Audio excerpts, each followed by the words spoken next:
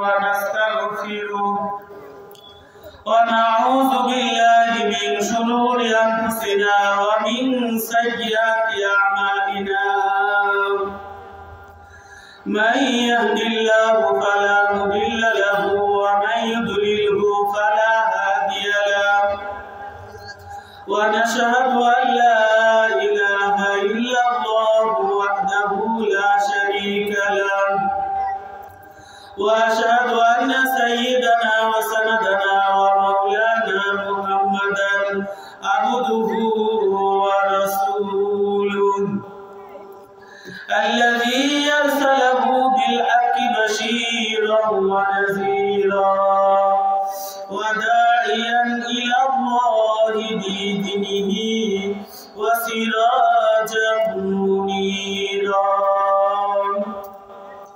فقد قال الله تعالى في كلامه المجيد والفرقان الحميد أعوذ بالله من الشيطان الرجيم بسم الله الرحمن الرحيم كل نفس ذائقة الموت ثم إلينا ترجعون وقال النبي صلى الله عليه وسلم إذا قضى الله لعبد أن يموت وجعل له إليها حاجة أو كما قال النبي عليه الصلاة والسلام وقال الشاعر موت كافر كل ناس شاربون قبر بيت كل ناس داخلون كيسي كيسي خوبصورت حیرانی شاہزادیاں تن بدن سب بدل گیا ہے شکل صورت کیا ہوئی تن بدن سب بدل گیا ہے شکل صورت کیا ہوئی মৌত থেকে যতই পালাও মরণ থেকে যতই পালাও মরণ তোমায় নিবে ঘিরি যদিও সুদূর আকাশ পানে লুকাও সেটাই লাগিয়ে সিঁড়ি কালেমা লা ইলাহা ইল্লাল্লাহ মযিকর শাহর চেবিনি দর ফুরুশাস ওলে দানত দরি মানা কে বুশাস না বুলবুল মর গুলশ তসবিহ খানিস কে হর খারে বতসবিহ জবানিস কালেমা লা ইলাহা ইল্লাল্লাহ লা ইলাহা ইল্লাল্লাহ লা ইলাহা ইল্লাল্লাহ মুহাম্মাদুর রাসূলুল্লাহ সাল্লাল্লাহু আলাইহি ওয়াসাল্লাম। আল্লাহ তাআলার দরবারে লাখ লাখ শুকরিয়া যে আল্লাহ পাক রব্বুল আলামিন আমাদেরকে নন্দন আলী যুব সমাজের উদ্যোগে তাফসীরুল কোরআন মাহফিলে যে আল্লাহ পাক রব্বুল আলামিন কোরআন ও হাদিস থেকে কিছু কথা বলার ও আপনাদের কিছু কথা শোনার যে আল্লাহ পাক রব্বুল আলামিন তৌফিক ইনায়েত করলেন ও আল্লাহ শুকরিয়া আদায় করি সবাই বলি আলহামদুলিল্লাহ আর জোরে বলি আলহামদুলিল্লাহ। যে ব্যক্তি আল্লাহর শুকরিয়া আদায় করে ভালো করে আলহামদুলিল্লাহ কি এই ফজিলতটা শুনি। দেখেন কোন মানুষ যদি আল্লাহর শুকরিয়া আদায় করণার্থে আলহামদুলিল্লাহ বলে আল্লাহ পাক খুশি হয়ে ওই বান্দার জন্য বেহেশতের 8টা দরওয়াজা খুলে দেয় সবাই বলি সুবহানাল্লাহ। এই জন্য আল্লাহ শুকরিয়া আদায় করা যে ভালো থাকি সুস্থ থাকি অসুখে থাকি বিসুখে থাকি দুঃখে থাকি পেরেশানে থাকি মানুষ যদি জিজ্ঞাসা করে ভাই কেমন আছেন তখন কি বলবো ইনশাআল্লাহ? যে অনেক মানুষ আছে, ভাই কেমন আছেন, বা চাচা দাদা কেমন আছেন, ইনশাআল্লাহ ভালো আছি, নাউজুবিল্লাহ। যে কোন জায়গায় কি বলতে হবে বাঙালি এটাই শিখে নেয়। যে আপনার বাপ মরে গেছে, বলছে আলহামদুলিল্লাহ, শুকরিয়া আদায় করেছে, বাপ মরে গেছে। তাহলে আপনি কেমন আছেন? ইনশাআল্লাহ না, কি বলতে হবে? আলহামদুলিল্লাহ। যে বাঙালি এটাই বুঝে না কোন জায়গায় আলহামদুলিল্লাহ, কোন জায়গায় ইনশাআল্লাহ, কোন জায়গায় সুবহানাল্লাহ, এগুলোই কি আজ মানুষ শিখে নাই। তাহলে আল্লাহ পাক এই মানুষের জন্য 10 দুনিয়া সমান একটা জান্নাত দিবে, এটা কি ফেজলামি ব্যাপার? যে না, যে আমি আপনি সুখে থাকি দুঃখে থাকি আল্লাহর শুকরিয়া আদায় করতে হবে। দরুদ ও তাসলিমাত বর্ষিত হোক ওই নবীজির উপর, যে নবীর উপরে আল্লাহ দরুদ পড়ে, ফেরেশতা দরুদ পড়ে, গোটা দুনিয়ার সমস্ত কুল কায়নাত যে নবীর উপর দরুদ পড়ে, আমরা সবাই ওই নবীজির উপর একবার দরুদ পড়ি, সবাই সাল্লাল্লাহু আলাইহি ওয়াসাল্লাম। যে আমার আপনার নবী মুহাম্মদুর রাসূলুল্লাহ সাল্লাল্লাহু আলাইহি ওয়াসাল্লাম, যে নবীকে কি বলা হয়? রাহমাতাল লিল আলামিন। যে একজন বক্তা বাংলাদেশে আছে, ইউটিউবে ভাইরাল, যে বলতেছে আমাদের নবীকে বিশ্ব নবী বললে কি হবে? শিরিক হবে, নাউজুবিল্লাহ। অথচ আজ বাংলাদেশে কি সুর থাকলেই বক্তা, বাংলাদেশে সুর থাকলেই বক্তা। যে আমাদের সুর নেয়, এখন সময় সন্ধ্যা 6টা, তারা কি সুর আছে, বড় বক্তা হচ্ছে, মাইক্রোরে সুরে ওয়াজ করতে যাচ্ছে, কারে সুরে, কেউ বড় বড় গাড়ি করতেছে, হজ করতেছে, উমরা করতেছে, কিন্তু আমরা গ্রামের পড়ে আছি। কারণ যে সুর নেয়, বলছে হুজুর আপনি ওয়াজ করেন, খুব ভালো লাগে। যদি একটু সুর থাকতো তাহলে কাজ হয়ে যেত। কিন্তু আমার আপনার জানতে হবে, বুঝতে হবে যে সব সুর দিয়ে কি কাজে আসবে না। আপনারা যাদের ওয়াজ বেশি শুনেন, আব্দুর রাজ্জাক বিন ইউসুফ হুজুর বলে যে সুর দিয়ে ওয়াজ করতে হবে, কোরআন হাদিসের কোনো জায়গায় আল্লাহ রসুল সাহাবায়ে কেরাম বলেন। কিন্তু বাঙালি এমন একটা জাত যে সুর হলেই কি আরে হেভি বক্তা, কোরআন হাদিস থেকে বয়ান করতেছেন। যে কালকে বান্দাইখানা মির্জাপাড়া মসজিদে দাওয়াত ও তাবলীগের বয়ান করলাম, ওই জায়গায় বললাম যে ধনপাড়া একটা মাহফিল হয়েছিল, রংপুর একটা মাদ্রাসার মুহাদ্দিস, বড় জানেওয়ালা হাদিস বিশারদ, মুরব্বী বয়ান করতেছে, পিছনে তাকায় দেখি যে দর্শক খেলে উঠে যাচ্ছে। তারপরে বলতেছে যে এই জায়গায় জিজার থাকতো, মঞ্চ কাঁপায় দিত, যদি জিজার থাকতো। যে জিজারুল ইসলাম কি আলেমও নয়, কোনো মানুষের গীবত করতে আসেনি, যে আলেমও নয়, দুই একটা কি হাসি ঠাট্টা এগুলো করে মানুষের কাছে খুবই ভালো। কিন্তু যারা কোরআন হাদিস বলে এদেরকে আজ আমরা কি কিচ্ছু মনে করে কিচ্ছু শুনি নেই, কি ওয়াজ করবে। তাহলে যে খুতবার সময় আল্লাহর কোরআনের একটা আয়াত তেলাওয়াত করেছি, যে আয়াতটা আমরা কি প্রত্যেক জানাজার সময় কি এই কথাটা শুনি।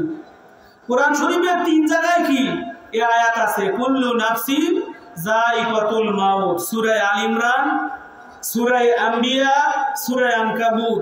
এই একই আয়াত আল্লাহ তাআলা 3 জায়গায় বললেন কুল্লু নাফসিন যায়িকাতুল মাউত। আস্তিক তারা যারা আল্লাহকে বিশ্বাস করে, নবীকে বিশ্বাস করে, আর নাস্তিক হলো তারা যারা আল্লাহ মানে না, নবী মানে না, কিন্তু মৃত্যুকে বিশ্বাস করে। তাহলে মৃত্যু এমন একটা জিনিস যে মৃত্যু আমার আপনার কি সবার হবে। এই দুনিয়ায় আমি আপনি চিরকাল কি থাকতে পারবো না। যে আমার দাদা কি আগে দুনিয়ায় আসছে, এরপরে আমার বাপ, এরপরে কি আমি। যে দুনিয়ায় আসার একটা কি সিরিয়াল আছে, দুনিয়ায় আসার একটা সিরিয়াল আছে। আর আগে কি দাদা আসে, এরপরে বাপ আসে, এরপরে কি ছেলে আসে। তাহলে দেখেন আমি আপনি দুনিয়ায় আসি, যে আসার কি সিরিয়াল আল্লাহ পাক মেনটেন করতেছে। কিন্তু এই দুনিয়া থেকে আমি আপনি যে কোনো সময় কি মালাকুল মউত চলে আসতে পারে। আল্লাহ পাক কোরআনে কারীমের ভিতরে বলে ওয়ালিকুল্লি উম্মাতিন আজাল, প্রত্যেক মানুষের মৃত্যুর সময় নির্ধারণ করা আছে। ইযা জা আজালুহুম ফালা ইস্তাখিরুনা সাআতান ওয়া লা ইস্তাকদিমুন। মৃত্যু যখন আপনার সময় হয়ে যাবে, 1 মিনিট 1 সেকেন্ড আগেও হবে না, যথা সময়ে মালাকুল মউত আপনার সামনে চলে আসবে। আল্লাহ পাক সূরা জুমার ভিতরে বলেন, কুল ওয়ালা ইয়াতামান্নাউনাহু আবাদান বিমা কদ্দামাত আইদিহিম আল্লাহু আলিমুম বিজ্জালিমিন। কুল ইন্নাল মাউতাল্লাযী তাফিরুনা মিনহু ফাইন্নাহু মুলাকীকুম। যে মৃত্যুর সময় যখন নির্ধারণ করা হবে, নির্ধারিত টাইম যখন হয়ে যাবে, মালাকুল মউত আমার আপনার সঙ্গে মোলাকাত করতে আসবে। দেখেন হাদিসে পাকের ভিতরে আল্লাহ রাসূল বলেন, মানুষ যখন কি মারা যায়, এ সময় আমরা কি করি? মানুষকে মৃত্যু পথযাত্রী তাকে কি আমরা বলে যে সারা জীবন যে ইমামকে দেখতে পেল না, এই লুৎফর হুজুর, লুৎফর মাওলানা আমার উস্তাদ সাহেব, ইনি এলাকার ভিতরে যত জানাজা হয় আমরা কি যাই, যে হুজুরের 1 মিনিট 2 মিনিট দেরি হোক, হুজুরের বিরুদ্ধেও কি গীবত শিকায়েত শুরু করে। তাহলে চিন্তা করেন যে একটা মসজিদের ইমাম, যে ইমামের পিছনে আপনি নামাজ পড়বেন, ওই ইমামের গীবত শিকায়েত করা মানে ওই ইমামের পিছনে আপনার নামাজ হবে না। টাটকা সহি কথা। দেখেন এই বয়ান রেকর্ডও হচ্ছে, এটা কি ইউটিউবে চলে যায়। যদি ভুল বলি কি কালকে কি এটা ভাইরাল হয়ে যায়। তাহলে কি বললাম, যে ইমামের পিছনে আপনি নামাজ পড়বেন, এই ইমামের যদি আপনি বদনাম করেন, ওই ইমামের পিছনে আপনার নামাজ হবে না কোনো দিনই হবে। এই জন্যে ইমামের কি খতিবের কোরআনের কথা হাদিসের কথা বলতে যায় কি সময়ের কি অটাইম হতেই পারে, কিন্তু আজ আমরা মুসল্লিরা কি বলি যে হুজুরের কি সময়ের কোনো চিন্তাই নেই, দেদার সে বকতেছে যে মাইক ফেলে কি ছাড়তে চায় না। অনেক মানুষ অনেক কথা বলে, যে যতই কথা বলুক, যে আমরা যে আসরের পরে যে বয়ান করলাম যে গীবত শিকায়েত, মানুষের গীবত শিকায়েত করবো না। মানুষের যখনই গীবত শিকায়েত করব, আমার আপনার কি সমস্ত আমলগুলো বিকাশ হয়ে, নগদ হয়ে, ডাচবাংলা হয়ে সব কি যার গীবত করতেছেন তার আমল নামায় চলে যাবে। এই জন্য কেউ কারো গীবত করব না। তাহলে বলতেছিলাম যে আমরা কি যখন জানাজায় যাওয়ার পরে মুদ্দারকে সামনে নিয়ে যখন কি 2-1টা হাদিসের কথা বলা হয়, আমরা সবাই কি শুনি, কুল্লু নাফসিন যায়িকাতুল মাউত। যে যারা কোরআন পড়তে পারে না তারাও কি এই আয়াত অনেক সময় বলতে পারে, কুল্লু নাফসিন যায়িকাতুল মাউত। প্রত্যেক প্রাণীর মৃত্যুর স্বাদ গ্রহণ করতেই হবে। তাহলে আমি আপনি আল্লাহর সৃষ্টি জীব এই দুনিয়ায় কি চিরকাল থাকতে পারবো না। যথা সময়ে মালাকুল মউত চলে আসবে। মরণ থেকে যতই পালাও, মরণ তোমায় নিবে ঘিরি, যদিও সুদূর আকাশ পানে লুকাও সে তাই লাগিয়ে সিঁড়ি। যে করোনা ভাইরাসের সময় যখন গেল, তখন কি মানুষ 2-3টা করোনার কি ইনজেকশন নিছে, 2-3টা করোনার ইনজেকশন নিয়ে মানুষ কি মৃত্যু কি এত ভয় করে যে আজ হোক কেন হোক আমি আপনি মারা যাবই। আল্লাহর পয়গম্বর সহিহ হাদিসের ভিতরে বলেন, তুহফাতুল মুমিনি আল মাউত, যে মুমিনদের মৃত্যু হলো হাদিয়া, উপঢৌকন, গিফট। এই মৃত্যু কি পুরস্কার, কিন্তু আমরা এই মৃত্যু থেকে কি শুধু পালায়া গেছি। অসুখ হলে কি তাড়াতাড়ি রাজশাহী নিয়ে চল, যে জমি বেচা লাগে বেচা ফেলাম, মরে যাচ্ছে, তারপরেও কি সে বাপ ছেলে মেয়ে কি যদিও কি করে না, বাপ মায়ের দেখভাল করে না, তারপরেও মানুষ কি বলবে, যায় তাড়াতাড়ি কি রাজশাহী নিয়ে যায়, ওখান থেকে ঢাকা নিয়ে যায়, যে বাঁচবে না, মরে যাচ্ছে, তারপরেও কি চেষ্টা করে বাঁচার জন্য। কিন্তু আমি আপনি যতই চেষ্টা করি না কেন, একদিন না একদিন এই দুনিয়ার থেকে আমাকে বিদায় নিতেই হবে। এই কথাই কবি বলেন, মওতু কাসিন কুল্লু নাসিন শারিবু, কবর বাইতিন কুল্লু নাসিন দাখিলু। তাই বলে অসুখ হলে কি, বেমার হলে কি চিকিৎসা করতে হবে, তাই বলে চিকিৎসা না করে ধুকে ধুকে মারা যাবেন এটাও হবে না। যে আপনি অসুস্থ আছেন, আপনি কি করবেন, চিকিৎসা করবেন, ডাক্তারের শরণাপন্ন হবেন, এটা সুন্দর। কিন্তু যে আপনি কৃপণতা করে মরে যখন যাবো তাহলে ডাক্তারের কাছে ফি দিয়ে কেন মরবো?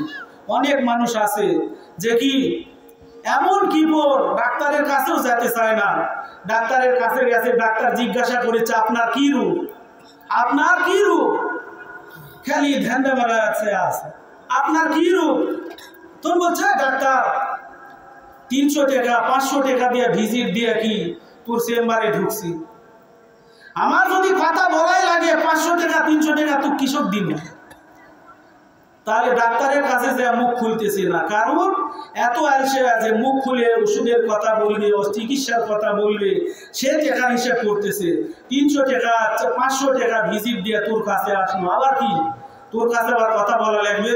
আমি যদি সব বলি, মানে বক্তারা যখন স্টেজে ওয়াজ করে বলিছে সুবহানাল্লাহ বলেন, আলহামদুলিল্লাহ বলেন, কি বাঙালি খালি চোখ কি বড় করে দেখা আছে, সুবহানাল্লাহ কও, আলহামদুলিল্লাহ কও, আল্লাহু আকবারে তাকবীর দাও। এ তাকবীর দিলেও কি আবার সমস্যা, এ তাকবীর দিলেও কি বাধা দিচ্ছে ওয়াজের মাহফিলে। তাহলে কি বললাম যে সুবহানাল্লাহ আলহামদুলিল্লাহ এগুলো বলতে হবে, কিন্তু বলিচ্ছে হুজুর যে আপনারা ওয়াজ করলে টাকা পাবেন, আমরা কি ওয়াজ শুনে আমরা কি টাকা পাবো? অনেক মানুষ করে যে হুজুর আপনি ইমামতি করেন, আপনি কি মুসল্লিক নামাজ পড়াচ্ছেন, আপনার নামাজ কে পড়ে? যে খালি কি হুজুরকে আটকানোর ধান্দা, যে এরকম সাধারণ পাবলিক আছে। তাহলে কি বললাম যে আমি আপনি মৃত্যুর সময় যখন হবে, মালাকুল মউত যত সময়ে চলে আসবে,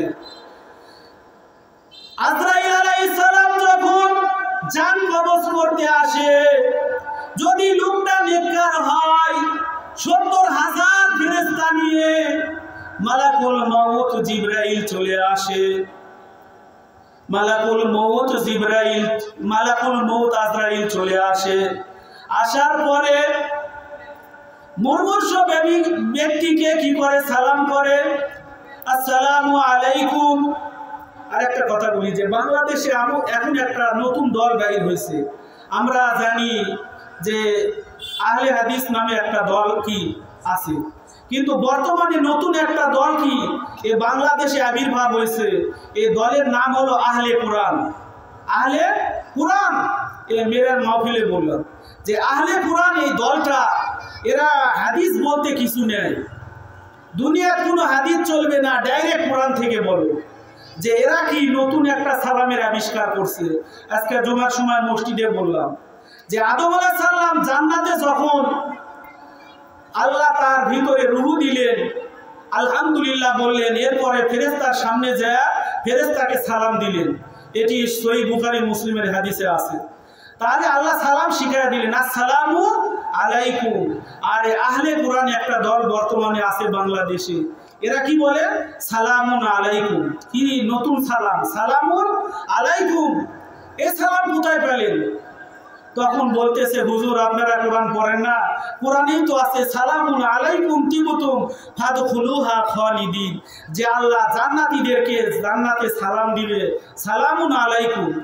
এই জন্য জান্নাতের সালাম দুনিয়া কি প্র্যাকটিস করতেছি, নাউজুবিল্লাহ। যে কোরআন ও হাদিসে যা আছে এ অনুসারে আমাদের চলতে হবে। আল্লাহ রসুল শিক্ষা দিলেন আসসালামু আলাইকুম, আর আমরা কি সালামুন আলাইকুম বলছি। সালামুন আলাইকুম যারা বলবে এদের সঙ্গে কি আপনি তর্ক করতে যাবেন না। এরা এমন একটা দল, এরা কি কবরে আযাবও বিশ্বাস করেন না, কবরে আযাব কি বিশ্বাস করে না। যে আমি আপনি দেখেন যখন মালাকুল মউত 70,000 ফেরেশতা নিয়ে আসবে, লোকটা যদি কি হয়? ইমানদার হয়। লোকটা যদি ইমানদার হয় তার জান কবজ করতে কি বেশি কষ্ট সে পায় না। উদাহরণস্বরূপ আমি আপনি বাড়িতে কি এই শীতকাল আসতেছে, শীতকালে কি করে মা বোনেরা পিঠা বানায়, পিঠা বানায় না? এই পিঠা বানানোর সময় কি করে? এই আটা ময়দা এগুলো কি করে? ভালো করে চালিয়ে দিয়ে চালিয়ে, এর ভিতরে যদি কোনো মহিলাদের মাথার কি চুল পাওয়া যায়, তাহলে চুল পুরুষের পালেন বা দাঁড়িয়ে পালেন যে কোনো একটা কি চুল পালেন, ওই চুলটা কি আটার ভিতর থেকে খুব অনাশায়ে পাওয়া কি বড় কঠিন ব্যাপার না। অনাশায়ে কি দু একটা আটা আলাদা করলেই কি চুল পাওয়া যায়। ঠিক একটা ইমানদারের জান যখন কবজ করা হবে, আটার ভিতর থেকে চুল বাইর করতে যেরকম কি হয় না, কষ্ট হয় না, ঠিক ইমানদারের জান কবজ করতে কোনো কষ্ট হবে না। সবাই বলি সুবহানাল্লাহ। ইমানদার হতে হবে। আল্লাহ বলেন কাল্লা ইন্না কিতাবাল আবরারি লাফি ইল্লিয়িন। আল্লাহ পাক রব্বুল আলামিন সূরাতুল মুতাফফিফিন আমপারার ভিতরে বলেন, সূরাতুল মুতাফফিফিনের ভিতরে কাল্লা ইন্না কিতাবাল আবরারি লাফি ইল্লিয়িন, যারা নেককার হবে তাদের রূহ যাবে ইল্লিয়িনে। কাল্লা ইন্না কিতাবাল ফুজ্জারি লাফি সিজ্জিন, আর যারা বদকার হবে তাদের রূহ যাবে সিজ্জিনে। তারপরেও কি অনেক মানুষ সুসাইড করে মারা যায়। যে আমাদের বান্দাখারা 2 জন মানুষ কি সুসাইড করে মারা গেছে। লক্ষ্মীপুরের মানুষগুলো কি রাতের বেলায় কি আর ওই নদীর ধারে রাস্তা দিয়ে আসে না। আমি যখন এশারের নামাজ পড়ে আসি বলি হুজুর চলেন যাই, কে সবাই এদিকে বলছে ভাই 2টা মানুষ সুসাইড করে মারা গেছে। রুহ এই জায়গায় ঘোরাফেরা করতেছে। কি বলতেছে? রুহ কি এই আশেপাশে ঘুরতেছে। তাহলে যে 2টা আয়াত তেলাওয়াত করলাম সূরা মুতাফফিফিনের, আল্লাহ কি বললেন? কাল্লা ইন্না কিতাবাল আবরারি লাফি ইল্লিয়িন, ইল্লিয়িনে নেককারদের রূহ থাকে। আর কাল্লা ইন্না কিতাবাল ফুজ্জারি লাফি সিজ্জিন, যে বদকার যারা এদের রূহ থাকে সিজ্জিনে। তাহলে রূহ কি ইল্লিয়িন আর সিজ্জিনে চলে গেল। তাহলে আমরা মানুষ মরে যায়, মরে যায় এ রূহ কি ঘুরে, এটা বিশ্বাস করা যাবে না। যে মিথ্যা কথা, একটা ভিত্তিহীন কথা, যে এটা নিয়ে মানুষ কি এত ভয় করে। যে অনেক মানুষ রাতের বেলায় কি পেশাব করতেছে, উঠবে, এ উঠে না ভয়তে, যে রূহ ঘোরাঘুরি করতেছে, যে রূহ কি ঘুরতেছে এলাকার ভিতরে। তাহলে চিন্তা করেন আল্লাহ কি বললেন? নেককারদের রূহ ইল্লিয়িনে যায় আর বদকারের রূহ সিজ্জিনে যায়। তাহলে রূহ কি ইল্লিয়িনে চলে গেল আর সিজ্জিনে চলে গেল। তাহলে রূহ কি আর ঘোরার কি কোনো পারমিশন নেই? দেখেন আমি আপনি যখন আল্লাহ কি আমাকে আপনাকে বানালেন, আমাদের আব্বা আদম আলাইহিস সালামকে যখন বানালেন, তখন তার ভিতরে রূহ দিলেন। রূহ কি? এটা আল্লাহ পয়গম্বরকে প্রশ্ন করলেন সূরা বনী ইসরাঈলের ভিতরে, ওয়াসআলুনাকা আনির রূহ কুলির রূহু মিন আমরি রাব্বি। রূহ এটা কি? আল্লাহ তাআলার হুকুম। তাহলে আল্লাহ তাআলার হুকুম, আল্লাহ কি রূহ ফুঁকে দিলেন আদম আলাইহিস সালামের ভিতরে। তখন কি আদম আলাইহিস সালাম কি বললেন? আলহামদুলিল্লাহ। কি বললেন? আলহামদুলিল্লাহ। এই জন্য আমি আপনি যখন হাসি দিব, এই হাসি দেওয়ার সঙ্গে সঙ্গে কি বলতে হবে? আলহামদুলিল্লাহ। একজন খ্রিস্টান বিজ্ঞানী এটা রিসার্চ করে খুঁজে দেখে যে একটা মানুষ যখন হাসি দেয় সে আলহামদুলিল্লাহ আল্লাহর প্রশংসা কেন করে। ওই বিজ্ঞানী গবেষণা করে দেখে মানুষ যখন হাসি দেয় তার ভিতর থেকে অগণিত জীবাণুগুলো বাইর হয়ে যায়। সবাই বলি সুবহানাল্লাহ। এই জন্য কি দিতে হবে? আলহামদুলিল্লাহ বলতে হবে। এই আলহামদুলিল্লাহ যখন হাসি দাতা বলবে, আর একজন ব্যক্তি যে শুনলো আলহামদুলিল্লাহ, সে কি বলবে? ইয়ারহামুকাল্লাহ, আল্লাহ তোমার উপর রহম করুন। এরপরে এই ইয়ারহামুকাল্লাহ যে শুনলো, এরপরে আরেকটা আছে ইয়াহদিকুম ওয়া ইউসলিহু বালাকুম। বলছে হুজুর তো আমরা দোয়াই পারি না। তাহলে চিন্তা করেন যে আমরা এগুলো কোথায় শিখবো? যে আজ মানুষ মারা যায়, জানা যায় কি দলে দলে চলে যায়, ঘোষণা হলেই চলে যায় মানুষ মারা যাচ্ছে দলে দলে, আমরা চলে যাচ্ছি যে কি পোলা খাওয়া। এই পোলা খাওয়ার অনুষ্ঠান, এটা আমার উস্তাদ বসে আছে যে বুখারী মুসলিম সিয়াসাতার যত কিতাব আছে কোনো জায়গায় নাই মানুষ মারা গেলে কি এই পোলাহের আয়োজন করা লাগবে। মানুষ মারা গেলে পোলাহের আয়োজন করা লাগবে, কোনো জায়গায় নেই। কি আনন্দ, মানুষ মারা যাচ্ছে, এক দল বাঁশ কাটতে যাচ্ছে, আরেক দল কি মাছ নিয়ে আসতে যাচ্ছে, আরেক দল বাজার করতে যাচ্ছে। কি একটা পিকনিকের আয়োজন। যে মানুষ যখন মারা যায়, ভালো করে শুনেন, মানুষ যখন মারা যায় তার বাড়িতে প্রতিবেশী যারা আছে 3 দিন পর্যন্ত ওই মরা বাড়িতে খানা পৌঁছানো তার দায়িত্ব। মুর্দারের বাড়িতে যে বাড়ির প্রতিবেশী যারা আছে তারা কি খানা পৌঁছে দিবে। কিন্তু আজ আমরা মরা বাড়ির উপরে কি চাউল ডাল তুলে নিয়ে যায়, তুই কি কষ্ট কর, তোর মানুষ মরছে, তুই কি কষ্ট কর, চাল ডাল তুলে নিয়ে মাছ কিনে নিয়ে যায়, জিতছে যে পিকনিক শুরু কর। যে এগুলো কি কোরআন হাদিস বইয়ের মতো কোনো জায়গায় নেই, কেউ একটা দলিলও দেখাতে পারবে না। আজকে জুমার সময় আর একটা কথা বললাম, যে এলাকার ভিতরে যে জানাজা করা হয়, কবরে দেওয়ার পরে কি করে, এক বদনা প্রাণী কবরে ঢালে, এক বদনা প্রাণী কবরে ঢালে। এটাও কি কোরআন হাদিসের কোনো জায়গায় নেই। যে আজকে আমার মসজিদে বললাম যে এই সংস্কৃতি এটা কোন জায়গার থেকে আসলো? কোরআন হাদিসের দুর্বল হাদিসের রেওয়ায়তও নেয় যে মানুষ মারা গেল তার কবরে প্রাণী ঢালতে হবে। দেখেন একটা ঘটনা, যে একজন ব্যক্তি স্ত্রী মারা যাচ্ছে, স্ত্রী মারা যাচ্ছে, স্বামী বলতেছে আমি তো মারা যাব, আমি মারা যাওয়ার কয় মাস পরে আপনি আবার বিবাহ করবেন। তো বলিছে তুমি মারা যাওয়ার পরে ঠিক 6 মাসের মাথায় কি আমি বিয়ে করব। এইদিকে স্ত্রী মারা গেছে, ওই আরেকজনের সঙ্গে কি রাস্তাঘাট পরিষ্কার করে রেডি হয়ে আছে, আর বারবার সকালে বেলা যায়, কেন কবরের পানি শুকায় না কেন, কবরের পানি শুকায় না কেন। এই যে মারা গেছে, ওই মারা যায় যে গেছে, ওনার একটা ছোট ভাই আছিল, তার বলছে আমি যখন মারা যাব প্রত্যেক দিন ফজরের পরে আমার কবরে তুই পানি ঢালবি। এই স্বামী বেচারা, বউ মারা গেছে, এখন কি বিবাহ করবে, নিকাহ করবে, বারবার কবরস্থানে যায়, কেন কবরের পানি শুকায় না কেন, কবরের পানি শুকায় না কেন, কবর শুকায় গেলে তো বিয়ে করতে পারে।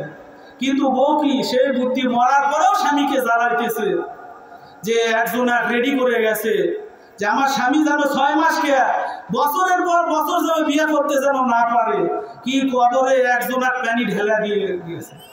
তাহলে চিন্তা করে দেখেন যে কি বললাম, যে কবর দেওয়ার পরে দেখেন আমরা যে দোয়া করি বিসমিল্লাহি ওয়ালা মিল্লাতি রাসূলিল্লাহ।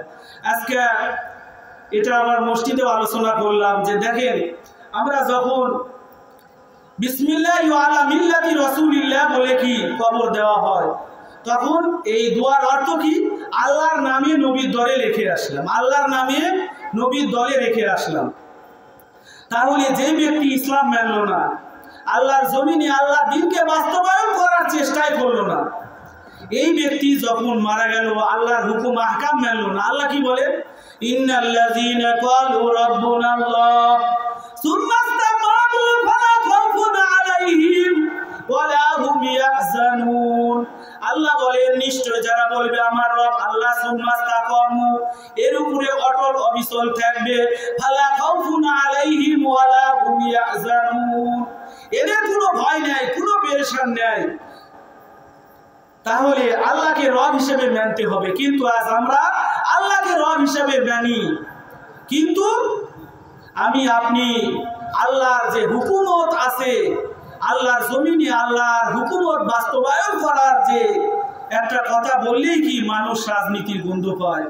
যে আজকে যুবক ভাইয়েরা মাহফিলের আয়োজন করছে, এখানে আসার পরে বলে দিয়েছে তারা যে হুজুর কোনো রাজনীতির কথা বলবেন, যে কোরআন হাদিস অনেক ঢুকলেই কি শুধু রাজনীতির কথাই আছে, যদিও আমরা কি বিশ্বাস করি না। দেখেন কবরে যে 3টা প্রশ্ন করা হবে, মান রব্বুকা ওয়া মান দীনুকা ওয়া মান নাবিয়ুকা, 3টা প্রশ্নই কি দলীয় প্রশ্ন। যারা আল্লাহর দল করেছে, যারা নবীর দল করেছে, যারা ইসলামের উপর চলেছে, তারাই কি নাজাত প্রাপ্ত হবে। কিন্তু আজ আমরা কি আল্লাহকে রব হিসেবে মানি, আল্লাহর দ্বীনকে বাস্তবায়ন করার কি চিন্তায় নেই। এগুলো বললেই কি হুজুরের সঙ্গে বেয়াদবি, ডাইরেক্ট ওয়াজ মাহফিলে একদল বাধা দিত, এখন কি আরেক দল বাধা দেয়। যে এভাবে কি মসজিদেও কি ইমাম সাহেব খতিব সাহেবের কি করতেছে, বাকরুদ্ধ করতেছে, বাক স্বাধীনতা হরণ করতেছে। তাহলে আপনি দুনিয়াতে কি, দুনিয়ার কি যারা ইসলাম চায় না তাদের পিছনে দৌড়ালেন, আর কবরে রাখলো বিসমিল্লাহি ওয়ালা মিল্লাতি রাসূলিল্লাহ, আল্লাহর নামে নবীর দলে রেখে আসলাম। তাহলে সারা জীবন নবী যে কাজ করতে বলেছে, নবীর কাজের বিরোধিতা করেছো, আল্লাহকে রব হিসাবে মানো না, মরার পরে তোমার এই পচা ডেড বডি কি করবে, কি দরকার? এই মরা বডি, যেই বডি কি 2 দিন 3 দিন পর কবরের ভিতরে নাক দিয়ে পোকা ঢুকবে, কান দিয়ে ঢুকবে, ঢুকার পরে সবগুলো কি হাড় হাড্ডি খেয়ে চৌচির করে ফেলাবে। এই মরা বডি, এই বডি কি আল্লাহ আল্লাহ রসুলের কি দরকার? আমি আপনি যদি কি হয় নেককার হয়, দেখেন যদি নেককার হয়, যে বললাম নেককারদের জান কবজ করতে এত কষ্ট হয় না, আটার ভিতরে চুল বাই করতে যেরকম সহজ, নেককারের জান কবজ করতে এত সহজে আসানের সহিত জান কবজ হয়ে যায় যে মুর্দার ব্যক্তি বুঝতে পারে না। আবার অনেক মানুষ আছে যারা দুনিয়াতে আল্লাহকে মানলো না, নবীকে মানলো না, হাইয়া আলাস সালাহ হাইয়া আলাল ফালাহ ডাকতেছে মুয়াজ্জিন, আর সে কি ওই চা স্টলে বসে তালতলায় কি টিভি দেখতেছে, সিআইডি দেখতেছে, ভুসপুরি, তারপরে কি ডিজে, কত গান রাত বেরাত দেখতেছে, রাত 12টা 1টার পরে যে ঘুমাইতেছে। তাহলে কি ফজরের নামাজই পড়ে না, শুধু জুমার দিন একটা দিন রুসুম পালন করতে যায়, শনিবার ইহুদি, রবিবার খ্রিস্টান, আমাদের নামধারী মুসলমান কি শুক্রবার। যে আপনি মুসলমান, আল্লাহর পয়গম্বর বলেন জুইলাত কুররাতু আইনি লিসসালাত, আমি পয়গম্বর বলে দিলাম আমার চক্ষু শীতলতা আছে নামাজের ভিতরে, আর তুমি নামাজ না পড়ে কি রাত 12টা 1টা পর্যন্ত বড় বড় মোবাইল চালাইতেছো, ছেলে মেয়েদেরকে রাস্তাঘাটে নামায় দিছো, রাত 10টা বাজে যাচ্ছে, রাস্তার মোড়ে মোড়ে ফ্রি ফায়ার খেলতেছে। যে আসরের মাগরিবের আগে বললাম যে বাড়ির যেগুলো মহিলা আছে তার বাড়িতে কি হাঁস মুরগি না উঠলে লাইট দিয়ে টর্চ লাইট জ্বালায় একটা মুরগি যেন কোনো আম বাগানে, কোনো লিচুর বাগানে, কোনো গাছের যেন না থাকে, কত কি খুঁজে খুঁজে হাঁস মুরগি ঘোরা তুলে। কিন্তু আপনার ছেলে মেয়ে কোথায় কি করতেছে এগুলোর খবর যদি আপনি না রাখেন, তাহলে এই কারণে আপনার ছেলে মেয়ে বিপদগামী যখন হবে তখন কি এর দায়ভার আপনার উপরে বর্তাবে। কারণ আল্লাহ রসুল বলেন আল্লাহ কুল্লুকুম রাইন ওয়া কুল্লুকুম মাসউলুন আন রায়াতি, তোমরা প্রত্যেককে দায়িত্বশীল, কিয়ামতের ময়দানে দায়িত্বের পরিপূর্ণ জবাব দিতে হবে। আমি বাড়ির গার্ডিয়ান, আমি বাবা, আমার সন্তানের জবাব দিতে হবে, আমার মেয়ের জবাব দিতে হবে, ছেলের জবাব দিতে হবে, স্ত্রীর জবাব দিতে হবে। একটা বেপরদা নারীর কারণে 4 জন পুরো জাহান্নামী হবে। সুবহানাল্লাহ বলবেন না নাউজুবিল্লাহ বলবেন? যে একটা বেপরদা নারীর কারণে 4 জন পুরুষ জাহান্নামী হবে। 1 নম্বর মেয়ের কি বাবা, মেয়ের বাবা, মেয়ের স্বামী, মেয়ের বড় ছেলে, মেয়ের বড় ভাই, এই 4 জন ব্যক্তি একটা বেপরদা নারীর কারণে জাহান্নামে যাবে। এই জন্য আমি আপনি বাড়ির গার্ডিয়ান মুরব্বী যদি এগুলো রক্ষণাবেক্ষণ না করি, আর কি বাড়িতে যা আগে ছোটবেলাতে আমরা দেখছি এই এলাকার ভিতরে যখন প্রথম কারেন্ট আসে, যে লগিপুর এক বাড়িতে কি সাদা কালো টিভি ছিল, যে ওই বাড়িতে কি সবাই ভিড়, এলাকার সবাই চলে যায়। তারপরে কি এলাকার ভিতরে চাউল তুলে টাকা তুলে জেনারেটর ভাড়া করে আগে ভিসিআর নিয়ে এসেছিল, আর এখন বাড়ি বাড়িতে কি সাদা কালো টিভির দিন শেষ, রঙিন টিভির দিন শেষ, এখন কি মনিটরের বাংলাদেশ। সাদা কালো রঙিন টিভির দিন শেষ, মনিটরের বাংলাদেশ। প্রত্যেকটা বাড়িতে এখন কি মনিটর ঢুকতেছে, প্রত্যেকটা বাড়িতে মনিটর ঢুকতেছে। আমি মনে করলাম যে দেখি আমরাও কি বাড়িতে ওয়াইফাই নিছি, নেটে ক্লাস করতে হয়, দেখি আমিও একটা কি মনিটরটা নিই, খালি যদি একবার কিনি, যদি কোনো মানুষ দেখে গোটা এলাকা কি সাংবাদিকের মতো কাজ করবে এক রাতের ভিতরে। হুজুর মানুষ এমনি মোবাইল চালাতে আমাকে কি মানুষকে অনেক কথা বলে, যদি কি মনিটর কিনে নিয়ে আসি, যে বড় বড় বক্তার ওয়াজ দেখলাম, এই সেই দেখলাম, খালি যদি নিয়ে আসি বাড়িতে, হুজুরের বাড়ি যদি থাকে, এতে বজলুর রশিদ যে বক্তা, ওনার একটা ওয়াকিয়াতা মাহফিলে বলতেছে যে আমি যখন প্রথম মোবাইল কিনলাম, মোবাইল কি নেটওয়ার্ক নেয়, বাড়িতে কি করলাম একটা নেটওয়ার্কের ব্যবস্থা করলাম, যে টিভির যেরকম অ্যান্টিনা মোবাইলেরই ওই রকম অ্যান্টিনা।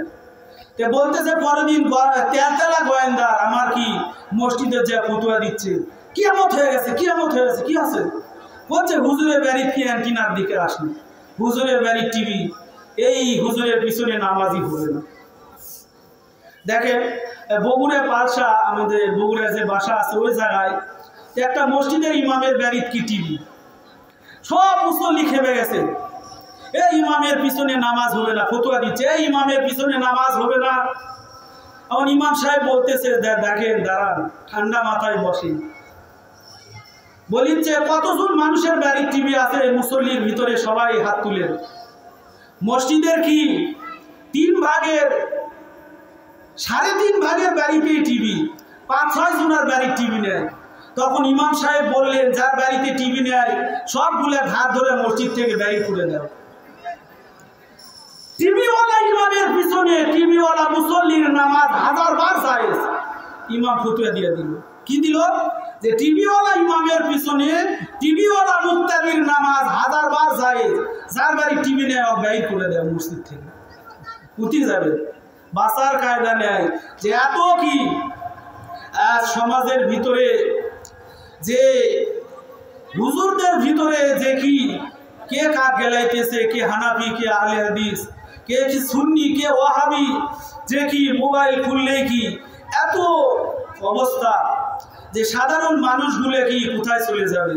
যে আমরা কালেমা পড়ি লা ইলাহা ইল্লাল্লাহ মুহাম্মাদুর রাসূলুল্লাহ, এই কালেমা আমরা পড়েছি, বর্তমানে হুজুররা আবার ফতোয়া দিচ্ছে লা ইলাহা ইল্লাল্লাহ ওয়া মুহাম্মাদুর রাসূলুল্লাহ। যদি আল্লাহ আল্লাহ রসুল কি এক করে ফেলো শিরকের গুনাহ হবে, মাঝখানে ওয়াও লাগাও লা ইলাহা ইল্লাল্লাহ ওয়া মুহাম্মাদুর রাসূল। যদি না বলো আল্লাহ আল্লাহ রসুল এক হয়ে গেল শিরকের গুনাহ। তাহলে এইভাবে যদি ফতোয়া আসতে থাকে সাধারণ মানুষ কি প্যাচের ভিতরে পড়ে যাচ্ছে। তাহলে কি বললাম, এখন সময় সন্ধ্যা 6টা 30 মিনিট।